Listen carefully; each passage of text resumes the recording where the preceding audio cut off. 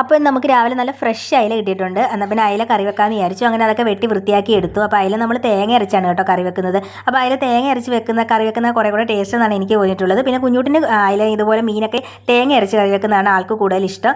അങ്ങനെ ഒരു പച്ചമാങ്ങയൊക്കെ ഇട്ട് അയില നമ്മൾ കറിയൊക്കെ വെക്കാനായിട്ട് വെച്ചു. അപ്പം മാങ്ങ അത്യാവശ്യം നല്ല പുളിയുള്ള മാങ്ങയായിരുന്നു.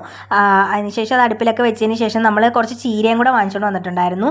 നല്ല ഫ്രഷ് ചീരയായിരുന്നു കേട്ടോ. അപ്പോൾ ചീരയും കൂടെ തോരൻ വെക്കാനായിട്ട് എല്ലാം റെഡിയാക്കി ചീരയ്ക്ക് തോരൻ വെക്കാനും എല്ലാം എടുത്ത് വെച്ചു. പിന്നെ നമ്മൾ അയലക്കകത്ത് 2-3 കഷ്ണം മീൻ നമ്മൾ വറുക്കാനായിട്ട് എടുത്തിട്ടുണ്ടായിരുന്നു. കുഞ്ഞൂട്ടിന് മീൻ വറുത്തതിനോട് വലിയ താല്പര്യമില്ല, പക്ഷേ എനിക്ക് മീൻ വറുത്തത് നന്ന ഇഷ്ടമാണ്. അതുകൊണ്ട് തന്നെ മീൻ വറുക്കാനും വെച്ചു. പിന്നെ നമ്മുടെ അരപ്പൊക്കെ തിളച്ച് വന്നപ്പോഴത്തേക്ക് നമ്മുടെ മീൻ കഷ്ണമൊക്കെ ഇട്ട് കൊടുത്തു.